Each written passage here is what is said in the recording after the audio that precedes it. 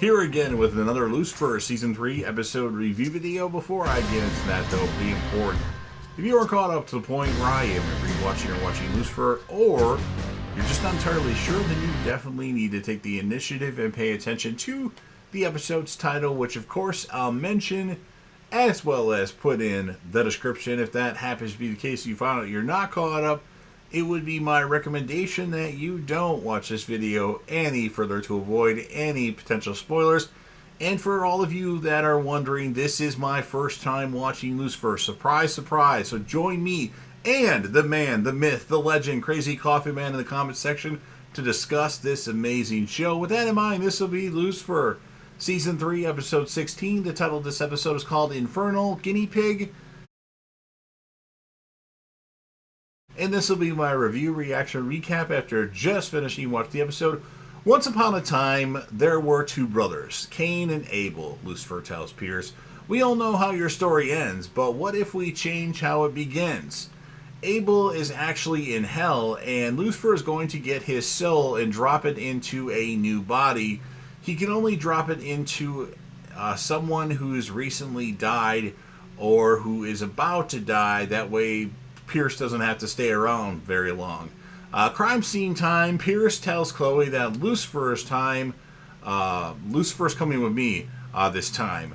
Dan and Chloe go to the scene. Ella Lopez is already there. The producer, Alexa, was the intended target, and she's pretty shaken up.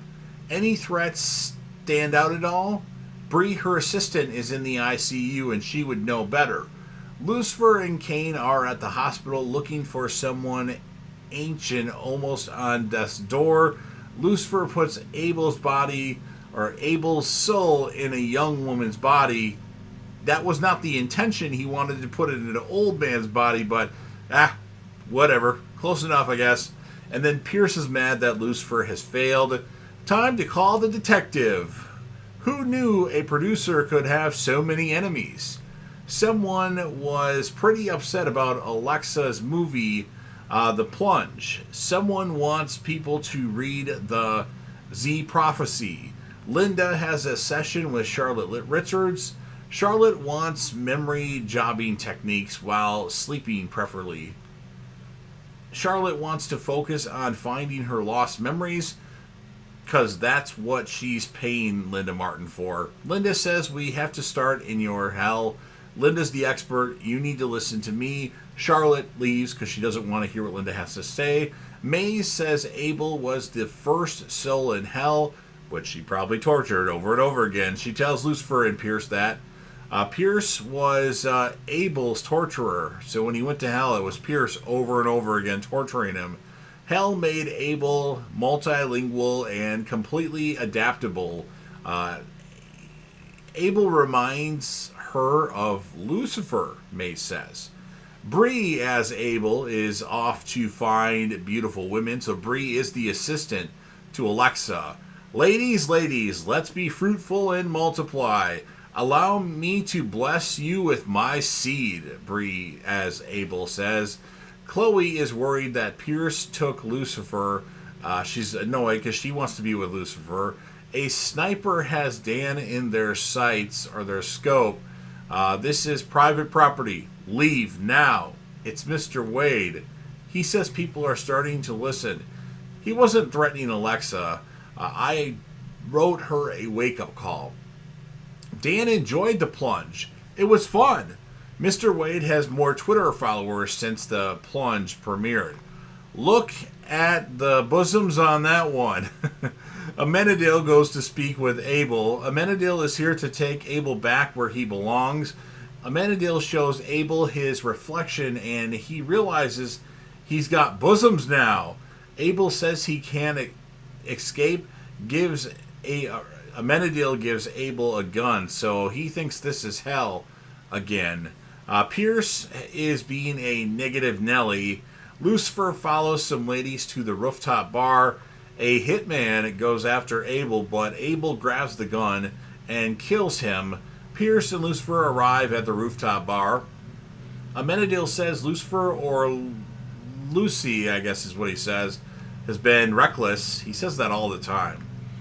Lucifer says he has nothing to lose, and Lucifer says he's not going to take Dad's abuse anymore.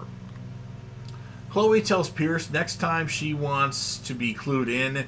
Alexa is seriously lost without Bree.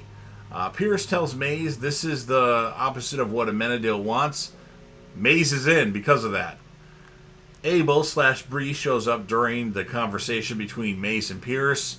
Hello, Kane, and goodbye, shoots Abel/Bree shoots Kane/Pierce. Finally slayed you before you slayed me. Enjoy it while it lasts, Abel. Kane tells Abel he needs him alive so he can help him die. And then Pierce/Kane tells Abel he's actually alive right now. Abel/Bree is doing a basic instinct routine. I hate these different names that characters go by. Just stick with one name, for crying out loud. Or don't have multiple people play the same person, like Mum and Charlotte, Kane and Pierce, and, Abel and Bree. Ugh, it's annoying. Chloe and Charlotte come to speak to Bree. Bree says she'll waive whatever Charlotte wants her to waive. Bree says she trusts Chloe and Charlotte. Give up control. It doesn't scare her nearly as the place that she just escaped. Do anything to avoid returning to that hell. If you were there, you would do the same. Bree says Chloe smells good. Can't let Abel/Bree spend too much time with Decker, as she'll figure something's going on here. Maze is going to keep Amenadiel out of Lucifer's way. You've worked here for 2 years and it's still not ringing a bell. No, I don't know what I meant to put here. No, back your backside. I must have forgot something. My finger goes wherever the lady tells me it goes. That's what Bree/Abel says. Who worked here for 2 years and it's still not ringing a bell? I can't remember what that was about. Oh well, Alexa is the one that grabbed Bree's things from the office, and then it's a trap. So I guess I didn't write this in what I typed up.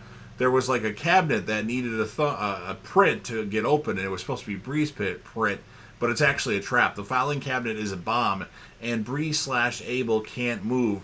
Bree says, "Woman, your loyalty touches me," and Dan says, because Chloe's there, and Dan says, think about Trixie, because Chloe wants to stay there when everybody else wants her to leave. Pierce isn't endangering Chloe's life. Chloe is choosing to be there. Chloe removes the blasting cap, and Bree can remove her thumb or finger. I can't remember if it was her thumb or finger. Amenadiel tells Maze, you dumped me, remember? When will you understand we were trying to protect you? Come on, it's no fun. You're just standing there.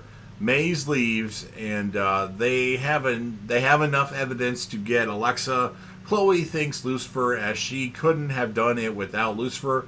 And Lucifer says after Chloe leaves, without me, you wouldn't have been in danger in the first place. And then Charlotte goes to see Linda Martin again. In Charlotte's dream, a man shoots each one of her family members. I just smile. All my family's killed. I'm the reason it's happening. I'm the reason he's free. And then each time it's a different person. Someone else she set free. The people that she defended. And I'm trying my best, but I don't know if it will be enough. Linda says that's very brave. Our very brave start. And then Abel thanks Kane/Pierce for saving his life. Lucifer says him and Pierce Kane to dissolve our unholy alliance. They have to do that. If the detective would have died, it would have been my fault, Lucifer says. And then Pierce/Kane, freaking double names, says as long as Abel's still alive, I have hope. And then Bree/Abel gets hit by an ambulance to end the episode. So, good stuff here. There's a couple moments where I shook my head. I still don't know what I meant to put for one of these lines in here, but I guess it wasn't that important considering I just watched the episode. I'll score the episode an 8.2 out of 10. These episodes are starting to get a little bit weird. The season's too long. I don't like seasons that last more than 16, and this is 16.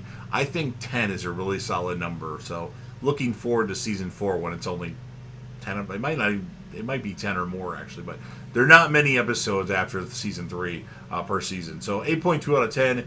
My female/male character of the episode is going to be Abel/Bree. They did a good job. Whatever one you want to take, they were both funny.